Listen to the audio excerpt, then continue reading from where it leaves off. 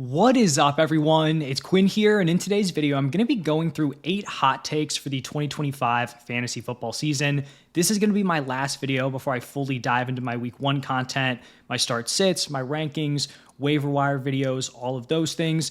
This is a video I did last year. Thought it would be fun just to kind of take some stands, make some swings, pretty much just like exaggerating on some takes I believe in, some players I'm high on, some overall positional trends that I am anticipating. We had some hits in last year's video. I was very high on the rookie class, guys like Malik Neighbors, BTJ, Ladd McConkey.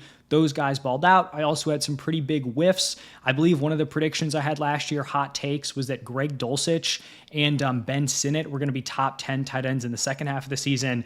That obviously flopped. I don't even know if Greg Dulcich was on a roster or Ben Sinnott.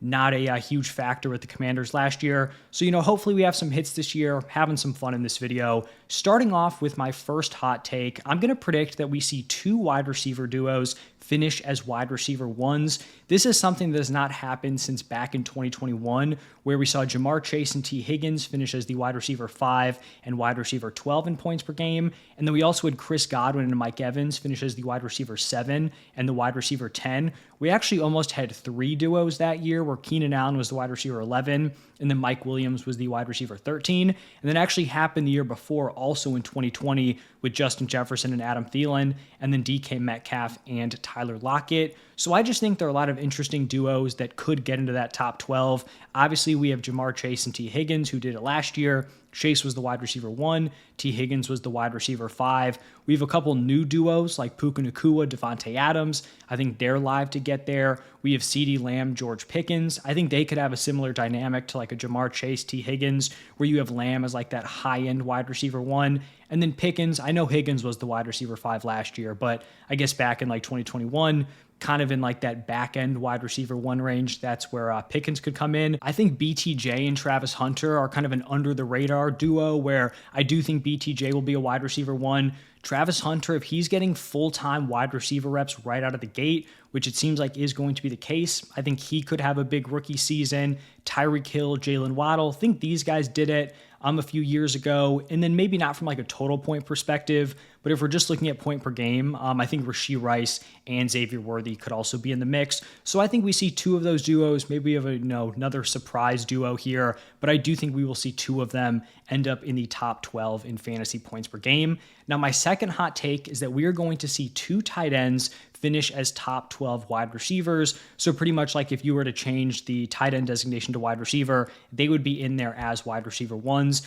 And I think it's going to be 2 of the 3 elite guys, which I consider to be Brock Bowers, Trey McBride, and George Kittle. When we just look back to last season, Brock Bowers averaged 15.5 points per game as a rookie. I think his situation has gotten a lot better with Geno Smith coming in. So I think he is definitely in contention to give you like 16, 17 plus points per game. You have Trey McBride, who I believe it was year 3 for him, put up 15.6 points per game. He's a guy who could continue to take a leap. And then George Kittle, he has hit 15.6 plus points per game 4 times in his career. This is a pretty wide open group of weapons where like you have guys who could emerge like a Ricky Pearsall, Juwan Jennings heading into the season banged up. CMC obviously hasn't been the picture of health. So I think George Kittle could have another big year. And then you just look at like the wide receiver 12. Typically they're somewhere in like the 15 to 17 point per game area. I think these tight ends could have big years. And I also just think in a potential down year for wide receiver, even if they're just hitting like 16 points per game, they could be in the mix to be a top 12 wide receivers. It's also why I really like pretty much all 3 of these dudes at cost, where I'd be willing to take Brock Bowers like early round 2. I like McBride in round 2. I like Kittle mid round 3, especially like compared to those round 3 wide receivers who I'm fading. I am just very in on these tight ends, and I think they could compete with the wide receivers from a point per game perspective.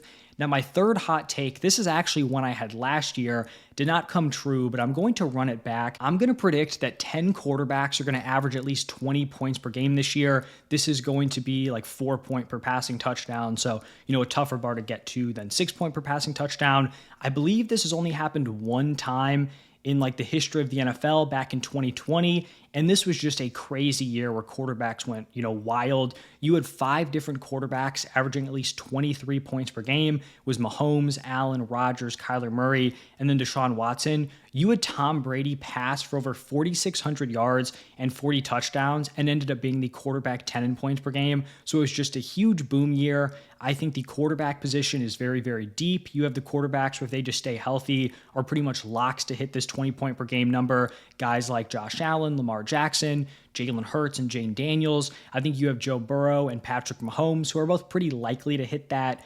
More confidence in Joe Burrow. I know Mahomes has been underwhelming, but I am expecting a bounce back. And then you just have like this big tier of guys after that. Kyler Murray's done it before. Bo Nix could take a leap in year 2. Justin Fields, Dak Prescott, Drake May, Caleb Williams, Brock Purdy, Jared Goff, Trevor Lawrence. Like, I think those guys all could be in contention to hit that 20 point per game number. I am totally fine waiting for late round quarterback. I do think you can find some upside and just like some decent floor with those options. So I think this is going to be a big year for quarterbacks. There's a lot of talented guys out there, and I'm making the take that we are going to have 10 guys average 20 plus points per game. Now, number 4, this is just going to be a player take, actually running this one back also. I'm just going to predict that Devon Achane finishes as a top 3 running back in points per game, and I think he finally gets over that like 20 PPR point per game threshold. With health, Devon Achane would have been a 20 plus point per game guy in back-to-back seasons. When you look at his rookie year, if you remove the 2 games where he played less than 10% of the snaps, he would have been above 20 points per game. Last year, in just the games where Tua started, I believe that was 11-game sample, he would have been the running back 1 overall in points per game. So you're kind of just betting on health here, which is somewhat risky, especially considering the fact he's heading into this season with a calf injury. He is expected to play week 1. Obviously, Tua, his concussion issues, he's obviously not a lock to, be healthy throughout the entire season. But I'm a believer in Devon Achane. I love his skill set. He can be that hyper efficient runner. He can also get super involved as a pass catcher. He can hit in the touchdown department. I'm just going to be betting that this is the year he puts it together. And I truly do think he has like RB1 overall upside. Now, my hot take number 5 is that we are going to see 2 rookie tight ends, specifically Colston Loveland and Tyler Warren, both finish as top 8 tight ends in points per game. From what I could find, I don't think this has ever happened before with 2 rookie tight ends coming in, both being top 8 in fantasy points per game. Typically, it takes tight ends a little bit to get going. You're also not guaranteed to have like multiple really strong prospects every single season. And so I'm just in on both Loveland and Warren at their ADP. They're both currently going in like the triple digit picks. In the NFL draft, they went 10th and 14th.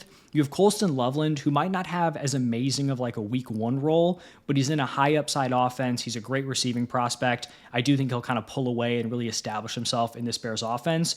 And then you have Warren, who's not necessarily going to be in like a top tier offense, but his usage in the preseason is great. It seems like he's pretty much going to be out there for almost every single snap. Talented young tight end. I think both these guys could have some success. And it also feels like this is kind of like a transitional period at tight end where you had Travis Kelce, who had been on top for so long. You had Mark Andrews, who was also up there for a few years as like a locked in high end tight end 1.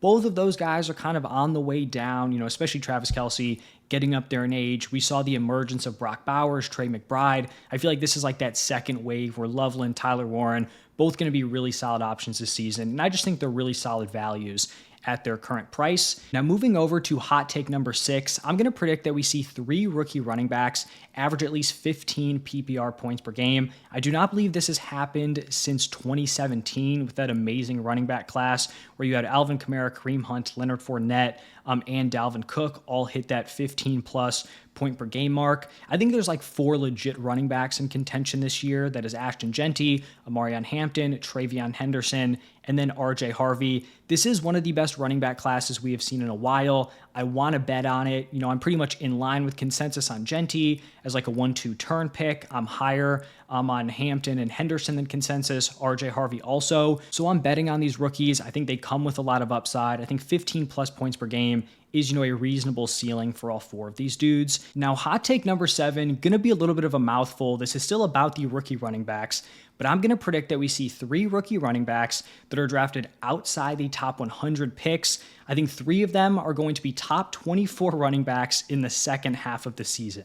So these are guys that I don't think are necessarily going to be drafted and be week 1 starters, produced right out of the gate, but I think they're going to be like sleeper options that really kind of emerge in the second half and end up being really solid RB2s, maybe even having the upside to be RB1s over the second half of the season. And there's just a lot of names in contention here, guys in ambiguous backfields who I do think could kind of take over in the second half. So we have Cam Scatabo in that committee with Tyrone Tracy. He's interesting. I'm very in on Bashal Tutin, in that running back room with Travis Etienne, Tank Bigsby. You have Ja'Cory Krosky-Merritt, who's like right on the cutoff at around pick 100. He has the opportunity to be the running back 1 for the Commanders. You have the Browns running backs with Dylan Sampson, Quinshon Judkins. You have Jaden Blue in the Cowboys running back room. And then you have Woody Marks with the Texans with the uncertainty of Joe Mixon. So typically with these later round rookies, you're kind of banking on them as like potential handcuffs. I think this is a really fun year where even a lot of these like day 3 picks are in somewhat ambiguous backfields where you can see them carving out a role and potentially breaking out in the second half. And then my 8th and final hot take, going to be more player specific. This is a bet on Trevor Lawrence. I think he is going to finish this year as a top 10 quarterback in points per game. This is really just me fully buying into the Jaguars offense. You can probably tell at this point, I talked up Bashal Tutin. I talked about Brian Thomas Jr., Travis Hunter being like a potential top 12 point per game duo. I'm in on this unit. I'm going to be higher than consensus on T-Law. He has already logged quarterback 12 and 13 point per game seasons.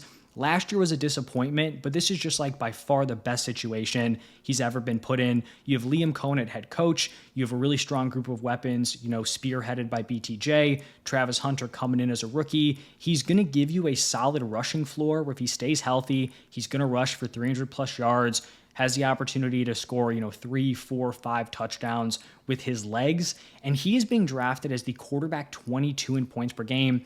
I just think that's a crazy value. He's one of my favorite late round options if I'm just going to punt the position. And I'm going to plant the flag this year. I think this is, the opportunity for Trevor Lawrence to fully break out. If I'm buying in on BTJ, I'm buying in on Travis Hunter, I should also be in on Trevor Lawrence. And so that is going to wrap it up for my 8 hot takes for the 2025 fantasy football season. Let me know your thoughts. If you want to drop your own hot take, would love to hear it down below. Look out for my week 1 content that's going to be starting tomorrow. On Friday, I think that'll be the running back start sits. So, swing back around for those. But thank you all for stopping by, and I will see you in the next one.